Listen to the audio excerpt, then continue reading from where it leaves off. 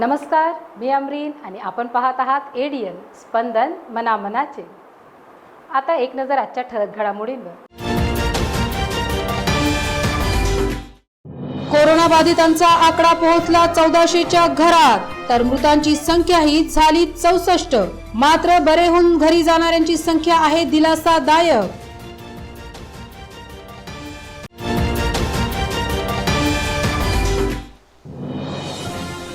खासदार इम्तियाज जलील यांनी सरकारच्या धोरणांना ठरवले गरीब विरोधी। विमानात सोशल डिस्टन्स नाही तर रेल्वे बस मध्येच का? खासदारांचा खोचक प्रश्न।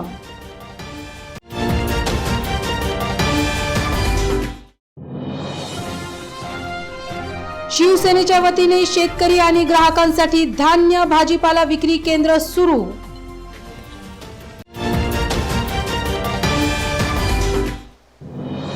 आणि पोलिसांनी विनाकारण भटकणाऱ्या वाहन चालकाविरोधात सुरू केली धडक कारवाईची मोहीम, जागेवरच आर्थिक दंड। आता सविस्तर बातम्या। जिल्ह्यामध्ये सायंकाळपर्यंत 32 नवे रुग्ण वाढल्याने कोरोनाबाधित एकूण रुग्णांचा आकडा 1397 इतका झाला आहे। मात्र त्यातच दिलासादायक चित्र म्हणजे 867 रुग्ण ठणठणीत बरे होऊन त्यांच्या घरी गेले आहेत। त्यामुळे आता केवळ 495 कोरोना ॲक्टिव्ह रुग्णांवरच उपचार चालू आहे। दरम्यान मृत्यू पावलेल्यांचा आकडा आता 64 वर पोहोचला आहे। औरंगाबाद जिल्ह्यात आज 35 कोरोनाबाधित रुग्णांची वाढ झाली असून एकूण आकडा 1397 झाला आहे। दरम्यान आतापर्यंत 867 रुग्ण कोरोनामुक्त झाले असून आतापर्यंत 64 कोरोनाबाधितांचा उपचारादरम्यान मृत्यू झाल्याचे जिल्हा प्रशासनाने कळविले आहे। आढळलेल्या रुग्णांचा तपशील पुढील प्रमाणे आहे।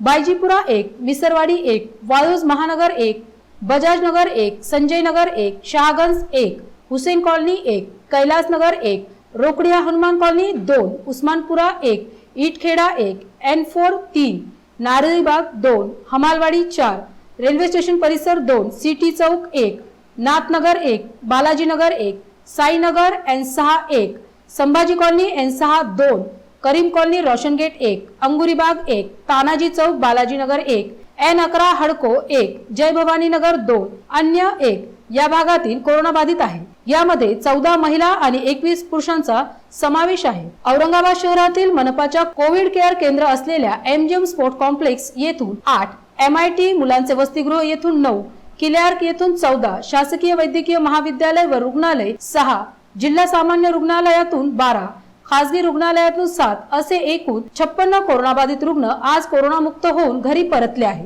त्यामुळे आतापर्यंत जिल्ह्यातून 867 जण कोरोनामुक्त झाले आहेत असे मनपा प्रशासनाने कळवले आहे। घाटीत औरंगाबाद शहरातील इंदिरा नगरातील 56 वर्षीय पुरुष, हुसेन कॉलनीतील 38 वर्षीय पुरुष आणि रहीमनगर येथील 55 वर्षीय पुरुष या कोरोनाबाधित रुग्णांचा उपचारादरम्यान मृत्यू झाला आहे। तर खासगी रुग्णालयात मकसूद कॉलनीतील 65 वर्षीय पुरुष, मानकनगर गारखेडा परिसर, विजयनगर येथील 76 वर्षीय महिला आणि रोशन गेट येथील 64 वर्षीय पुरुष कोरोनाबाधितांचा उपचारादरम्यान मृत्यू झाला।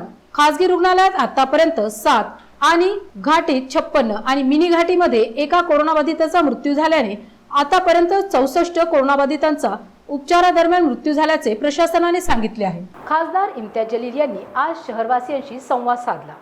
शासन करीत असलेल्या उपाययोजना चांगल्या आहेत, मात्र त्यामध्ये श्रीमंत आणि गरीब असा दुजाभाव पाहावयास मिळत असल्याचे खासदार जलील म्हणाले। कोरोना विरुद्धची ही लढाई सर्वांनी एकत्रितपणे लढायला हवी असे आवाहनही त्यांनी शहरवासियांना केले आहे। खासदार इम्तियाज जलील यांनी थेट जनतेशी संवाद साधला। गेल्या 2 महिन्यात अनेक घडामोडी घडल्या। त्यांच्या कार्यकर्त्यांनी 10,000वर परप्रांतीय मजुरांचे रजिस्ट्रेशन करून त्यांना त्यांच्या गावी पाठवले। सरकार मात्र नको त्या ठिकाणी अडवणूक करताना आढळले। रेल्वेत सोशल डिस्टन्स मात्र विमानात नाही असा प्रकार दिसला। हे चुकीचे होते असे खासदार जलील म्हणाले। देखिए, गवर्नमेंट किस तरह से खिलवाड़ करती है गरीबों के साथ, उसका एक दूसरा उदाहरण मैं आपको देना चाहता हूं। यहाँ से जब मजदूरों को ले जाने के लिए बसेस का इंतजाम किया गया है और रेलवे का इंतजाम किया गया है, ये जानते हुए कि यहाँ पर हजारों की संख्या के अंदर मजदूर है जो बिहार के हैं, उत्तर प्रदेश के हैं, पश्चिम बंगाल के है, झारखंड के हैं, हजारों के हैं, तो उनके लिए ट्रेन स्टार्ट की गई है। अभी भी मुंबई के अंदर और बहुत सारे शहरों के अंदर हजारों में नहीं लाखों के अंदर ऐसे मजदूर है जो अपने अपने गांव जाना चाहते हैं और सिर्फ इंतजार है उन्हें तो ट्रेन का। लेकिन अब ट्रेन जब यहाँ से औरंगाबाद से स्टार्ट की गई तो हम खुद गए थे ट्रेन के अंदर वहां पर उन मजदूरों को छोड़ने के लिए, क्योंकि जो हेल्प डेस्क मैंने स्टार्ट किया था कि कम से कम वहां से 10,000 लोगों ने रजिस्ट्रेशन कराए थे। तो मुझे खुशी इस बात की है कि मेरी टीम ने उन 10,000 लोगों को ऐसी मदद पहुंचाई है कि आज कम से कम वो अपने घर पहुंच गए हैं। और सोशल डिस्टेंसिंग मेंटेन कैसा करना है, तो ट्रेन की जो बर्थ होती है उस बर्थ के ऊपर सिर्फ 2 ही लोग बैठेंगे, यानी कि ट्रेन के कंपार्टमेंट के अंदर सिर्फ 4 ही लोग बैठेंगे। यही गरीब है तो उसके लिए ये कानून। तो फिर सरकार ने प्लेन्स की इजाजत दे दी, हवाई जहाज हम शुरू करेंगे करके, और प्राइवेट एयरलाइंस के साथ एयर इंडिया को भी इजाजत दे दी गई है।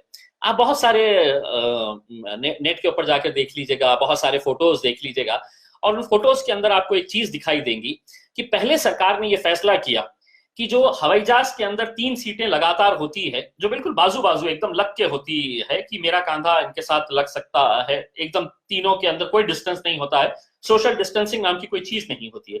तो सरकार ने यह फैसला पहले लिया कि बीच की जो सीट रहेगी वो खाली रहेगी, वो हम बेचेंगे नहीं, और सिर्फ 3 की जगह 2 पैसेंजर्स जाएंगे, बीच की सीट खाली रख दी जाएगी। लेकिन प्राइवेट एयरलाइंस है, किसी ना किसी का इंटरेस्ट होता है, सरकार में बैठे हुए लोगों का इंटरेस्ट होगा, उनका क्या एग्रीमेंट है उनके साथ, क्या अंडरस्टैंडिंग है उनके साथ, कि आप अच्छी तरह से जानते हैं। पता चला कि ये बीच वाली सीट का मामला हटा दिया गया है। अब जितने भी प्लेन्स चलाए जा रहे हैं उन प्लेन्स के अंदर 3 पैसेंजर्स एक साथ मिलकर बैठ के जा रहे हैं 3 घंटे, लेकिन ट्रेन के अंदर कहते हैं कि नहीं, वो गरीब है तो उसको नहीं, हम एक एक ही जाने देंगे, एक ही बर्थ के ऊपर एक एक ही जना जाएगा, बैठेगा भी एक ही जना। तो आप ये सोचिएगा कि क्या सरकार का एग्रीमेंट तो हुआ है कोरोना वायरस के साथ कि नहीं साहब। अगर आप प्लेन में अगर जाएंगे तो मैं बिल्कुल सताऊंगा नहीं पैसेंजर्स को, किसी भी तरह से उनको परेशान नहीं करूंगा, लेकिन ट्रेन के अंदर मैं आपको बराबर, अगर आप दूर दूर नहीं बैठेंगे तो मैं तो अटैक करूंगा करके। तो ये जो डुअल पॉलिसी है सरकार की, ये क्यों है? कोरोनाच्या पार्श्वभूमीवर आरोग्य यंत्रणा व्यवस्थित काम करीत नसल्याच्या तक्रारी वाढत असून काल सायंकाळी खासदार इम्तियाज जलील यांनी घाटी रुग्णालयास भेट दिली। एका कोरोनाबाधित नसलेल्या व्यक्तीचा मृत्यू झाल्यानंतर त्याच्या नातेवाईकांनी मृतदेह ताब्यात देण्याची विनंती केली, मात्र त्यांचा स्वॅब रिपोर्ट येऊ द्या असे म्हणत घाटी प्रशासनाने 6-7 तास त्यांना तात्काळात ठेवले। असे प्रकार सध्या वाढत आहेत। कोरोना संदर्भात आता काही तक्रारीही वाढत आहे। घाटी दवाखान्यामध्ये ज्यांच्यावर कोरोनाचा उपचार सुरू आहे त्यांना व्यवस्थित उपचार दिले जात नाही, रुग्णाला त्याचा अहवाल लवकर सांगण्यात येत नाही किंवा त्याच्या नातेवाईकांनाही सहकार्य करण्यात येत नाही। त्याचबरोबर मृत व्यक्तीचा अहवाल जिवंत असताना दिला जात नाही, अशा तक्रारी वाढत आहे। त्यामुळे खासदार इम्तियाज जलील यांनी घाटी रुग्णालयास भेट देऊन रुग्णाच्या नातेवाईकांचे म्हणणे जाणून घेतले। यावेळी खासदार इम्तियाज जलील यांनी घाटीच्या अधिकाऱ्यांनाही याबाबत विचारणा केली। अभी संजय नगर की एक बॉडी है जो जिनकी उनके पिताजी की डेथ होके प्रहलाद दाभाड़े साहब, इनकी मौत होके 24 घंटे हो गए और अभी तक बॉडी नहीं मिली। और काहे के लिए नहीं मिली, तो कुछ सैंपल बराबर से नहीं निकल रहा है, उनकी रिपोर्ट नहीं आ रही है। मरने वाले के परिवार वालों के ऊपर क्या गुजर रही है, ये मेरे हिसाब से एक इंसानियत और मानुषिकी की दृष्टि से समझते हुए यहाँ पर सिस्टम्स को इम्प्रूव करने की ज़रूरत है।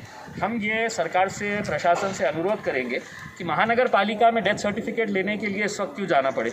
महानगर पालिका के 2 कर्मचारियों को अगर घाटी के अंदर ही बिठा दिया जाए कि जिस किसी की डेथ हुई डेथ सर्टिफिकेट यहीं इशू अगर कर दिया जाए तो यहाँ से वहाँ भागने की ज़रूरत नहीं है।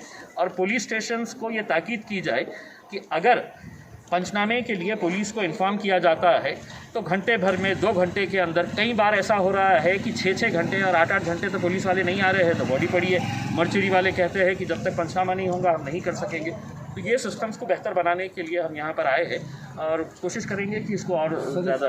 इसमें ऐसी बहुत सारी शिकायतें हैं कि कोई ऐसे पेशेंट है जिनको हार्ट की बीमारी है, जिनको जो है तो लंग्स की है, और उनको यहाँ पर बगैर किसी टेस्ट के लाकर आइसोलेशन वार्ड में एडमिट कर दिया जा रहा है। तो ये आइसोलेशन वार्ड में एक्चुअल तो इसके पेशेंट है कोरोना के, तो वो नहीं भी अगर है तो यहाँ आने के बाद वो कोरोना के पेशेंट हो देखिए, इस तरह की शिकायतें हमें भी मिल रही है और इसी के तहत हमारी यहाँ पर पूरी टीम पिछले कुछ दिनों से यहाँ पर आके एक एक केस को स्टडी करके ये समझने की कोशिश कर रही है कि यहाँ पर जो ये हो रहा है कि पेशेंट ऑलरेडी कोई दूसरे बीमारियों के अंदर है, लेकिन घाटी के अंदर एंटर होते ही उसको कोविड डिक्लेयर कर दिया जा रहा है कि ये कोरोना का है करके। तो हम एक एक पेशेंट का निकलवा के उसको स्टडी कर रहे हैं और उसके अंदर यकीनन हमको भी लग रहा है कि इसमें कुछ खामियां है और इसको बेहतर बनाने की ज़रूरत है। तो इनकी भी जो समस्या है वो भी हमको समझ के लेकर अभी फ़िलहाल डॉक्टर्स, हॉस्पिटल और लोगों के बीच में किस तरह से बेहतर एक कोऑर्डिनेशन हो सकता है। मेरे पिताजी को कल 11:30 बजे घाटी में लाया। उनको कहीं भी प्राइवेट में Dhoot hospital, MGM hospital, ACN hospital, किन्हीं भी हॉस्पिटल में उनको भर्ती नहीं किया, तो इसलिए हमने लास्ट घाटी में उनको लाया। जब घाटी में 11:30 बजे लाया तो ओपीडी में पहले उनको शिफ्ट किया। ओपीडी में डॉक्टर ने चेक करे तो उनको वेंटिलेटर लगा गैस, वहाँ पे थोड़े बहुत ठीक हो गए। जब हम घर से निकल रहे थे तब वो पैरों पे नहीं चल सकते थे, हमने उठा के डाले थे, लेकिन यहाँ पे गैस दिया, ऑक्सीजन दिया तो खड़े हो गए, बैठ गए। और जब वहाँ पे उनकी प्रोसीजर कंप्लीट हुई तो सीधा उनको कोविड में लाके भर्ती कर दिया, क्योंकि हम संजय नगर पकंदवाड़ी के पेशेंट थे, इसलिए ये संशय थे। उनको सिर्फ ये प्रॉब्लम था, उनकी शुगर भी बढ़ गई थी और उनको बीपी बहुत उनका लो हो गया था, 23 तक आ गया था। तो उनको हार्ट की कुछ भी ऐसा इलाज यहाँ पे नहीं मिला, सिर्फ उनको कोविड का इलाज दिया। 11:30 बजे भर्ती करने के बाद 5:30 बजे कल उनका स्वाब लेके डॉक्टर गए। स्वाब लेने के बाद 1 घंटे के बाद ही उनका देहांत हो गया। कोरोनाच्या पार्श्वभूमीवर लॉकडाऊन असल्याने सर्वसामान्यांना अन्नधान्य, भाजीपाला मिळत नाही। आता शिवसेनेने यावर एक उपाययोजना शोधली आहे। थेट शेतकऱ्यांना त्यांच्या उत्पादनासाठी विक्री केंद्र उपलब्ध करून दिले।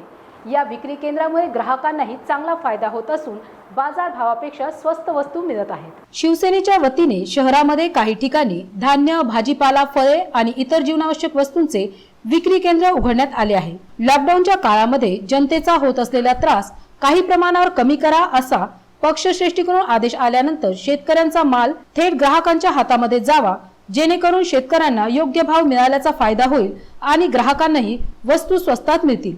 यासाठी आमदार आणि शिवसेनेचे जिल्हा प्रमुख अंबादास दानवे यांच्या कल्पनेतून दर्गा परिसरातील श्रीहरी पॅव्हेलियन मध्ये धान्य आणि भाजी बाजार भरविण्यात आलेला आहे। औरंगपुरा मैदान तसेच इतर काही ठिकाणी असे विक्री केंद्र सुरू करण्यात येत असल्याचे सांगण्यात येत आहे। केंद्रात बाजारापेक्षा कमी भावात गहू, ज्वारी, डाळी तसेच भाजीपाला आणि इतर वस्तू मिळत आहेत। जिल्हा प्रमुख अंबादास दानवे, महापौर नंदकुमार घोडेले, प्रसिद्ध उद्योगपती घोगरे काका यांचा संकल्प यांनी आयोजित केलेला कार्यक्रम आहे। ह्या डायरेक्ट शेतकरी तो ग्राहक मध्ये कोणताही मनुष्य व्यापार येणार नाही, कोणताही मनुष्य व्यापार करणार नाही। जास्त लोकांना मुबलक भावामध्ये सर्व माल मिळावा, शेतीचा भाव मिळावा, या उद्देशाने अंबादास दानवेंनी हे उपक्रम सुरू केलेला आहे। तर लोकांना किती फायदा याचा झाला आणि जे माल विकणारे शेतकरी आहे त्यांना किती फायदा झाला? मार्केटमध्ये आज जो गहू आहे, इथं जो विकला जाणारा मार्केटमध्ये इथला जो गहू आहे, मार्केटमध्ये 28 ते 29 ते 3,000 पर्यंत जातो। इथं 2500 पर्यंत 2300 पर्यंत गहू इथं भेटत असतो। सर्व प्रकारच्या डाळ्या, जे तूर डाळ आहे चांगली क्वालिटीचे डाळ जर का आपण मार्केटमध्ये घ्यायला गेलो तर 136 रुपये किलो आहे आणि या ठिकाणी 110 रुपये किलो ती डाळ मिळते। आणि ठोक्याने जर का ती एक ठोक जर का ती डाळ घेतली 10-12 किलो किंवा एक कट्टाचा कट्टा घेतला तर 100 रुपये किलो प्रमाणे ती डाळ आपल्याला भेटू शकते, चांगल्या क्वालिटीची। हलक्या क्वालिटीची डाळ पण तशा असतात, परंतु ग्राहकांना चांगल्या क्वालिटीचं डाळ, चांगल्या दर्जाचं डाळ माल मिळावा हा आमचा उद्देश आहे। आणि आमच्या गटामार्फत जो माल आम्ही पिकवलेला होता, तर लॉकडाऊनच्या पिरियडमध्ये, त्या लॉकडाऊनच्या पार्श्वभूमीमध्ये सर्व माल हा शेतकऱ्याचा शेतामध्ये सडून पडत होता, त्याला कोणी घ्यायला तयार नव्हतं आणि शेतकरी हा ग्राहकापर्यंत पोहोचू शकत नव्हता, बाजारपेठा बंद होत्या। अशा परिस्थितीमध्ये दानवे साहेबांनी ही जे धान्य बाजार या ठिकाणी आम्हाला उपलब्ध करून दिली, त्याचे मी खूप आभार व्यक्त करतो की त्यांच्यामुळं आमचा शेतात जो माल खराब होत होता तो माल आम्ही थेट ग्राहकापर्यंत पोहोचू शकलो, की जेणेकरून जे मधले व्यापारी होते की बेभाव लॉकडाऊन आहे विकत नाही असं सांगून आमच्याकडनं बेभाव तो माल फुकट किमतीत भाव घ्यायचे आणि विकायचे, तो माल आम्हाला ग्राहकापर्यंत ग्राहकांना एक स्वस्त दरामध्ये आम्हाला विकता आला आणि आमच्याही मालाला शेतकऱ्याला थोडासा फार पैसा मिळाला। बातम्या अजूनही आहेत, मात्र वेळ होत आहे एका छोट्याशा ब्रेकची।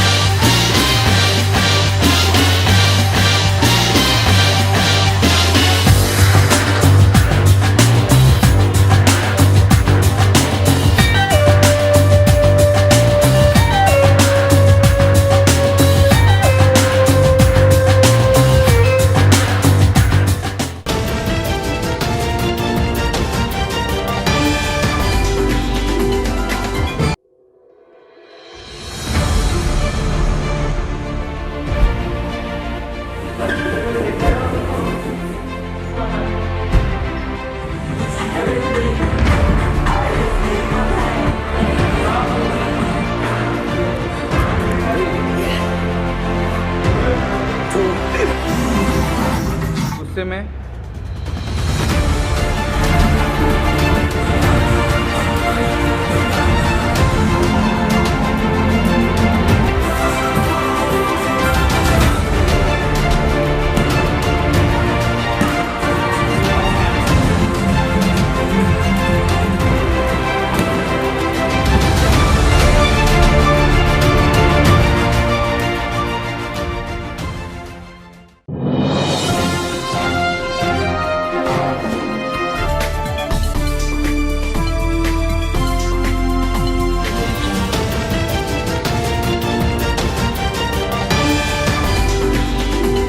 ब्रेक नंतर पुन्हा एकदा आपले स्वागत। एकीकडे जिल्हा प्रशासन लॉकडाऊनमध्ये काही तासांची सूट देत आहे, मात्र दुसरीकडे पोलीस दुचाकी वाहन चालकांवर जबर दंडात्मक कारवाई करीत आहे। पोलिसांचे असे म्हणणे आहे की कोरोनाच्या पार्श्वभूमीवर विनाकारण रस्त्यावर भटकू नये। एक मात्र युवकांना कामधंदे नसताना, हातात पैसा नसताना मात्र पोलिसांना दंडाचे पैसे द्यावेच लागत आहेत। येत्या 1 जून पासून लॉकडाऊनच्या 5व्या सत्राला सुरुवात होईल, मात्र पूर्णपणे सर्वांनाच मोकळीक मिळेल याची शक्यता कमीच असून काही अटी शर्तींवर दुकानांना उघडण्याची परवानगी दिली जाईल असे संकेत आहे। सध्या सकाळी 7 ते दुपारी 2 वाजेपर्यंत सूट आहे, पण या शिथिलतेचा फायदा उचलत काही टवाळखोर विनाकारण रस्त्यावर दुचाकी वाहने फिरवत आहेत।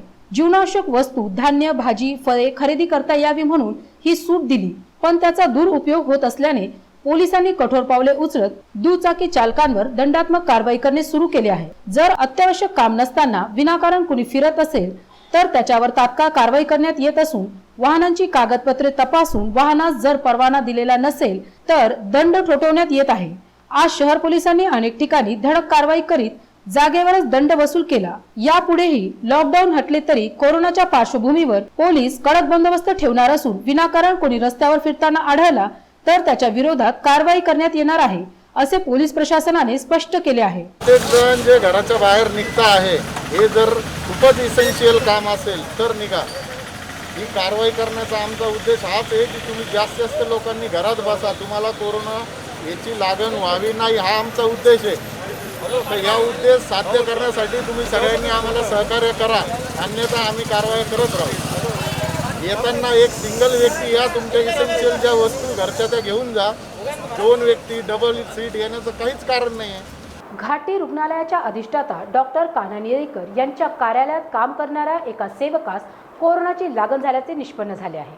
कोरोना संबंधाने अनेक बैठका डॉक्टर येळीकरांच्या दालनात होत असतात, त्यामुळे या सेवकास डॉक्टरांमुळेच तर कोरोना झाला नाही ना अशी शंका व्यक्त होत असून त्यांच्या संपर्कातील व्यक्तींचा शोध घेण्यात येत आहे। घाटी रुग्णालयातील अधिष्ठाता डॉक्टर काननबाला येळीकर यांच्या कार्यालयातील एका कर्मचाऱ्याचा कोरोना चाचणीचा अहवाल पॉझिटिव्ह आल्याने त्यास उपचाराकामी भरती करण्यात आले आहे। त्याचबरोबर या कर्मचाऱ्यांच्या संपर्कात आलेल्या इतर काही कर्मचाऱ्यांचा शोध घेण्यात येत असून त्यांच्या स्वॅबचे नमुने तपासणीसाठी पाठवले जाणार आहे। घाटी दवाखान्यात कोरोनाच्या रुग्णांवर उपचार होत आहे, तसेच उपचारासंदर्भात विविध नियोजन बैठका अधिष्ठातांच्या दालनात होत असतात, त्यामुळे या कर्मचाऱ्याला कुणामुळे कोरोनाची लागण झाली हे शोधणे गरजेचे आहे। या कर्मचाऱ्यांच्या संपर्कात अनेक कर्मचारी अभ्यागत आल्याची शक्यता असून या कर्मचाऱ्यांच्या संपर्कात आलेल्यांना क्वारंटाईन करण्यात येणार असल्याचे सांगण्यात आले। लॉकडाऊनमध्ये रोजंदारीचे काम करणाऱ्यांना पैसे मिळत नाही, पण ज्यांना रोजंदारीचे कामही मिळत नाही अशांना लॉकडाऊनमध्ये अनेक समस्यांना तोंड द्यावे लागत आहे। दगड फोडून त्यापासून पाटे, वरवंटे, सिलबत्ते बनवणाऱ्या कारागिरांना या कोरोनाच्या संकट काळात उपासमारीला सामोरे जावे लागत आहे। विशेष म्हणजे रेशन कार्ड असून यांना शासनाच्या योजनांचा लाभ घेता येत नाही। लॉकडाऊनच्या कालावधीत रोजंदारीवर काम करणारे, हातावर पोट असणाऱ्यांचे भयंकर हाल होत आहे। मात्र असेही काही लोक आहेत जे परगावावरून येऊन येथे रस्त्याच्या कडेला झोपडी टाकून दगडाचे पाटे वरवंटे करून ते घरोघरी विकण्याचे काम करतात। दगडाला छन्नी हातोड्याने आकार देऊन त्याच्या आकर्षक मूर्ती तयार करतात। हल्ली घरोघरी मिक्सर आले तरी पाट्यावर मसाला वाटून भाजी बनवण्याची पद्धत ही वेगळीच आणि त्या भाजीला चांगली चव असते असे म्हणतात। मात्र कोरोनाने या लोकांच्या जीवनाची चव बिघडवून टाकली। सध्या बाहेर जाता येत नसल्याने पाटे वरवंटे विकत घेणार कोण? लॉकडाऊनमुळे पोटाची खळगी कशी भरायची हीच चिंता। आमच्याकडे रेशन कार्ड आहे, मात्र ते गावाकडचे आहे। इतर वेळी महिन्यातून एकदा गावी जाऊन रेशन दुकानावरून धान्य आणायचो, मात्र आता 2 महिन्यापासून कुठे जाता आले नाही, तेव्हा गावाच्या रेशन दुकानातून धान्य कसे आणणार असा निरुत्तर करणारा त्यांचाच प्रश्न एकंदरीत कोरोनाच्या या जागतिक महामारीने गावकुसाबाहेरील लोकांच्या आधीच्याच अनेक समस्यात जास्तीची भर घातली आहे असेच म्हणावे लागेल। खर्चा चार के बाल बच्चे अरे पेट पुरता चलता था, ज़्यादा तो चलता ही नहीं। कितने पैसे बचते एक सिलबत्ता बेचे? 300 रुपये में जाता हो, गाड़ी भाड़ा सब खर्चा खाने पीने का 100 बचते। तो दिन भर में आप कितने बेचते हैं अभी? दिन भर में आप गिराई कोई नहीं तो क्या बेचे, गिराई तो जाता है 1 2 3 जाते हैं। तो परिवार कैसे पाल रहे हैं आप? सरकार से कोई मदद तो नहीं मिल रही ना, मदद मिलती तो कुछ तो भी चलता, मदद ही नहीं तो काश में कुछ मदद मांगेंगे सरकार से? ये तो अच्छा है मदद, हम कहाँ किसको बोलेंगे मदद दो करके। हम राशन कार्ड है क्या आपका? राशन मिल रहा है क्या? राशन कार्ड है अपना, राशन लेकर आए क्या अभी तक कभी? नहीं ऐसे देती 1 2 4 जनों ने। नहीं, दुकान पे जो राशन मिलता है, नहीं, दुकान से नहीं लाया, राशन कार्ड नहीं है आपके पास? है फिर क्यों नहीं लाया आपने? गाँव तरफ जाना पड़ता ना, गाँव तरफ तो जान देते नहीं। अच्छा। कडक लॉकडाऊनमध्ये अनेक वसाहतीतील मुख्य प्रवेशांचे रस्ते बंद करण्यात आले आहे। तसेच शहराच्या मध्यवर्ती ठिकाणी जागोजागी रस्त्यांवर अडथळे लावण्यात आलेले आहे। मात्र आता या अडथळ्यांचा लोकांना त्रास होऊ लागला असून गरम पाणी पुलावर अडथळ्यासाठी टाकलेली लाकडे अज्ञातांनी जाळून टाकली। लॉकडाऊनमुळे 2 महिन्यांपासून सर्वांनाच घरामध्ये थांबावे लागलेले आहे। त्यातच अनेक मार्गावर अडथळे टाकून रस्ते बंद करण्यात आलेले आहे।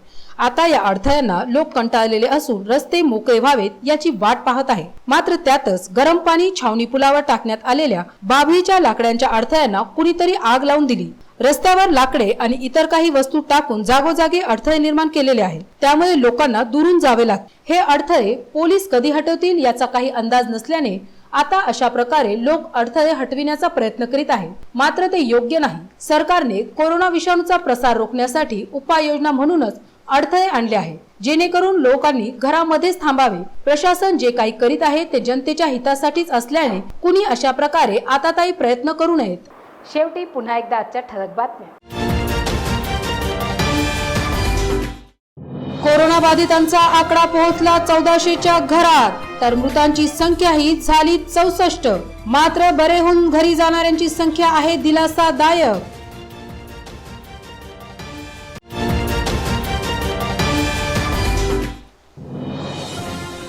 खासदार इम्तियाज जलील यांनी सरकारच्या धोरणांना ठरवले गरीब विरोधी।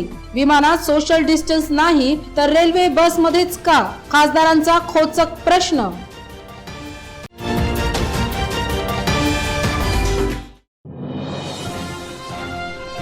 शिवसेनेच्या वतीने शेतकरी आणि ग्राहकांसाठी धान्य भाजीपाला विक्री केंद्र सुरू।